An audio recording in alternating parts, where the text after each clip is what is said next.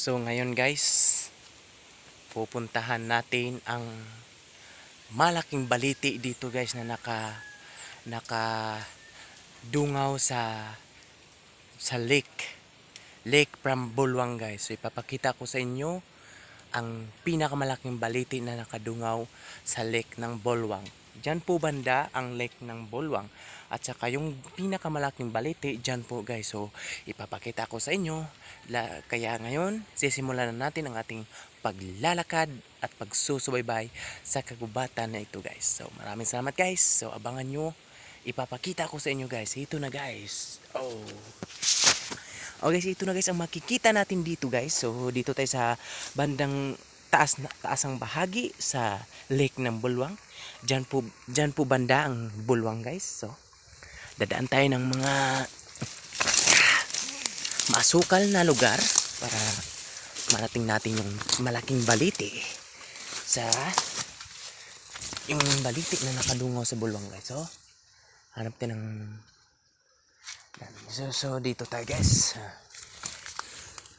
May mga kawayan din dito guys. Itong kawayan na ito guys, tinatawag ito sa Bisaya na butong, ay mutong.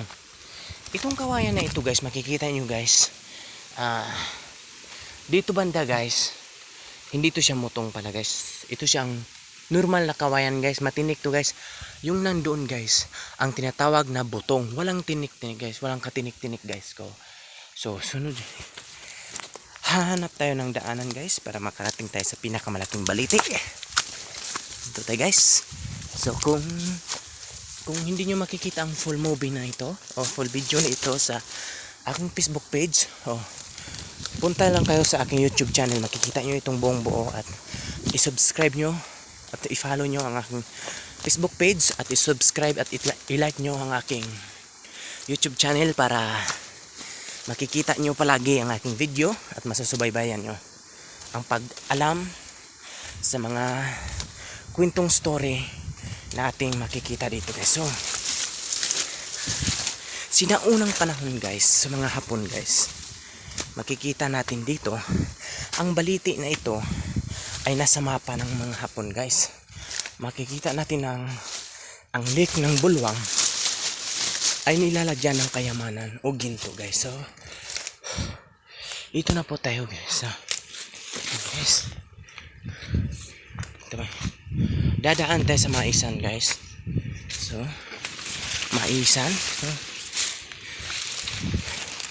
nandyan sa baba guys ang baliti na malaki na sinasabi ko sa inyo guys.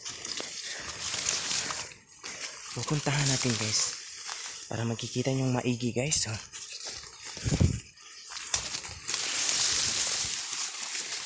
dito na po tayo guys sa malapit na sa may baliti. Ayan po ang malaking baliti guys na sinasabi ko sa inyo guys.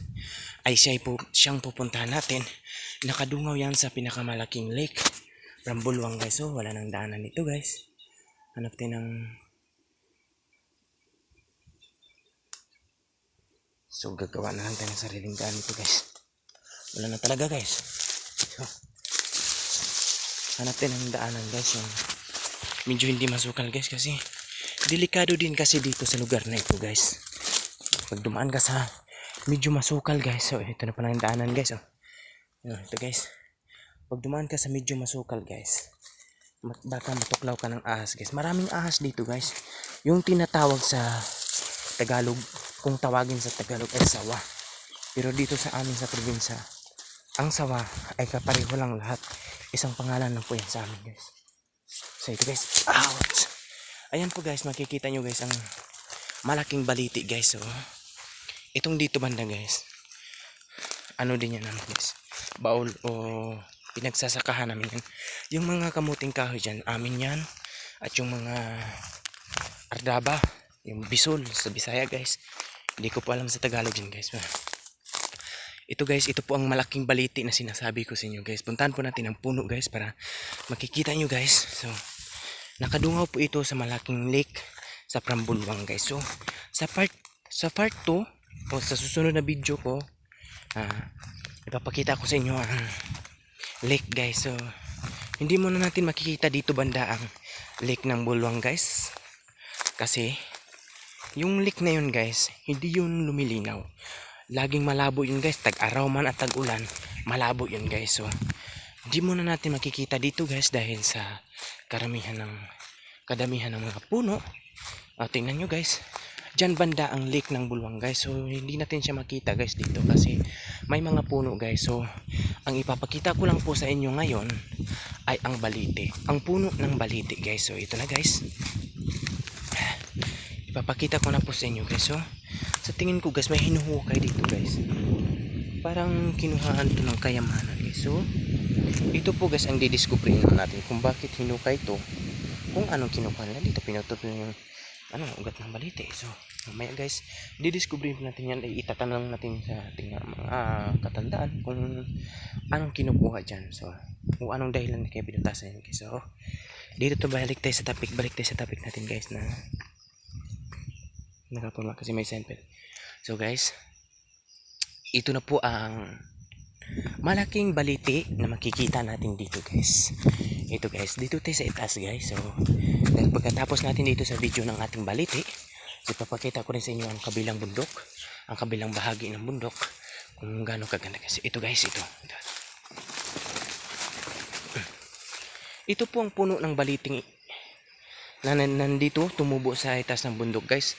Nakadungaw po ito doon sa lake ng Bulwang guys, yung parang milk na lake guys. So ipapakita ko sa inyo ang milk lake from Bulwang guys. So ito po guys, ang una ko po nang ipapakita sa inyo, ito pong balite.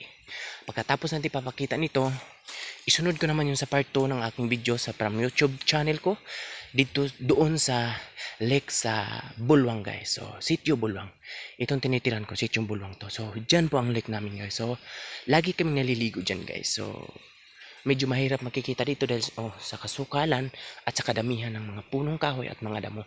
Kaya ang mapapakita ko lang sa inyo, itong malaking balite guys. May ugat niyan guys. Yan po guys, yung nakaganyan guys, ugat po yan niya guys. Yan lang ang ugat niyang pababa guys. Wala siyang ibang ugat guys. So ang ugat niyang iba guys, nandito na sa puno. Yan, makikita nyo na guys. Makikita nyo yung mga ugat niya guys. Nasa puno lang. Iba yung ibang balite guys. Kasi yung ibang balite, yung tinatawag na babaeng balite, ang mga ugat niya galing sa itaas. So ito po ang lalaking balite guys. Yung ugat niya guys ay nasa ilalim lang guys. So makikita niyo naman guys ang katotohanan na ang ugat niya nasa ilalim ay isa lang po ang ugat niya na nanggaling sa itaas guys. Ayan lang po guys, dyan guys. So dyan ang kadikit ang ugat niya guys. So nakita niyo na ang ating balite. So ipapakita ko naman ang ating kabilang bahagi ng bundok. So dito din guys, ayan guys, makikita nyo guys, may mga maliliit din na baliti guys na nakayakap sa malaking bato. Yan nakikita nyo niyayakap ng mga puno, isa yung bato. At yung yumayakap na puno guys, yan ang baliti na maliit guys. So dito naman tayo guys dito na guys. Ayan po guys, galing dito sa baliti, makikita po natin yung mga kabundukan dyan, makikita natin dito galing, at mga kagandahang tanawin guys. So yan guys, yung mga nakikitang bundok dyan na malaki guys, yan ang tinatawag na numero 11 mountain guys. So alam nyo na guys na makikita natin ang kagandahang tanawin dito lang sa probinsya, sa Barangay Paliw, Negros Oriental from Bulwang Sitio. O yan po guys. So susunod nating video guys, ipapakita ko naman sa inyo ang ating Mambulong at ang ating Kansumapin, Kabangkalan Lake. Ipapakita ko sa inyo. Ayan po makikita natin dyan guys, banda guys. May mga kabahayan din yan, tinatawag na kabirtingan guys. So makikita natin ang mga kabundukan dyan sa bandang Hilaga guys. So ayan po guys, ayan po ang makikita natin guys dito banda sa likuran ng baliti guys. Dito po banda ang baliti guys, yung malaking bato guys. Yan, dyan sa likod na yan ang baliti guys. So makikita nyo guys ang mga baliting maliliit na nakayakap sa bato guys. So malaki po yung bato yan guys. So mataas din guys, umahaba guys. Doon naman banda guys, makikita nyo rin ang mga maliliit na baliti guys. So yan po ang baliting maliliit dyan guys. Nakadungaw din yan sa Lake from Bulwang guys. So papakita ko sa inyo ang susunod nating video guys. So ito na guys. Ito guys, ipapakita ko sa inyo ang susunod nating video sa from Bulwang Lake.